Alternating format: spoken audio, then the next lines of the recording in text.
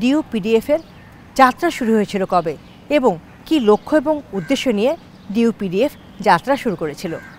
2011 সাল থেকে ডিইউপিডিএফ এর যাত্রা শুরু হয় একটি সংগঠন হিসেবে, যাদের মূল লক্ষ্য ছিল প্রতিবন্ধী শিক্ষার্থীদের অধিকার আদায় এবং সমাজে তাদেরকে কিভাবে সুপ্রতিষ্ঠিত করা যায়, অপ্রতিবন্ধীদের সহযোগিতা নেবার মাধ্যমে ইনক্লুসিভ সোসাইটি হিসেবে কিভাবে আমরা সমাজকে বিনির্মাণ করতে পারি।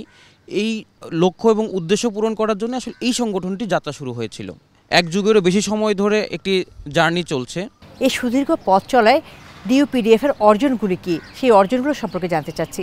অর্জন বলতে আমাদের সংগঠন যেহেতু প্রতিবন্ধী ব্যক্তিদের জীবনমান উন্নয়নে কাজ করে, মূলত এখানে আমরা জব প্লেসমেন্ট নিয়ে কাজ করি, তাদের অধিকারের জায়গাগুলো নিয়ে কাজ করি, তাদের পড়াশুনো করতে কোথায় কি অসুবিধা হচ্ছে এবং বিশ্ববিদ্যালয়ের রেসিডেন্সিয়াল যে সমস্যাগুলো আছে ওই সমস্যাগুলো সমাধান করার জন্য আমরা অ্যাডভোকেসি করি। তো ফলশ্রুতিতে আমরা মোটা দাগে বলতে পারি যে জব প্লেসমেন্টে আমাদের বেশ কিছু কন্ট্রিবিউশন আছে, কারণ আমরা সফট স্কিল ট্রেনিং অ্যারেঞ্জ করে থাকি, যেখানে প্রতিবন্ধী শিক্ষার্থীদেরকে বিভিন্ন রকমের ট্রেনিং দেওয়া হয়।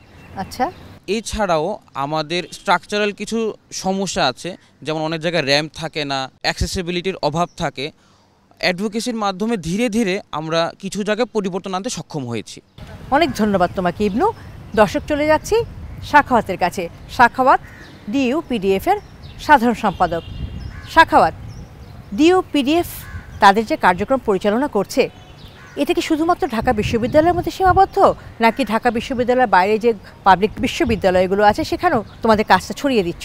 ডিইউপিডিএফ এর কার্যক্রম শুধু ঢাকা বিশ্ববিদ্যালয়ে সীমাবদ্ধ নয়। আচ্ছা, রাজশাহী বিশ্ববিদ্যালয়, জাহাঙ্গীরনগর বিশ্ববিদ্যালয়, জগন্নাথ বিশ্ববিদ্যালয়ে এই কার্যক্রম অনেক দিন থেকে চলতেছে এবং এই যে প্রতিবন্ধী এবং অপ্রতিবন্ধী শিক্ষার্থীদের মাধ্যমে যে হচ্ছে প্রতিবন্ধী শিক্ষার্থীদের কাজগুলোকে সহজ করার জন্য যে কাজটা, সেইটা ডিইউপিডিএফ, আরইউপিডিএফ, জেইউপিডিএফ এবং জেএনইউপিডিএফ যে আছে, 4টা সংগঠন, তো এরা স্বতঃস্ফূর্তভাবে কাজ করে যাচ্ছে।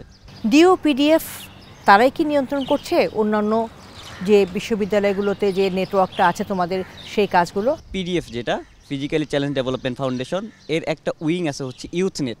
তো ইউথ নেট হচ্ছে এই যে আমাদের 4টা উইং আছে, তো উইংগুলো হচ্ছে কোঅর্ডিনেট করে, তারা হচ্ছে আমাদের কমিটিগুলো দিয়ে দেয়, ইভেন আমাদের কাজগুলো খুব ভালোভাবে মনিটরিং করে। বুঝতে পেরেছি, তার মানে এটা বড় নেটওয়ার্ক, তাই না?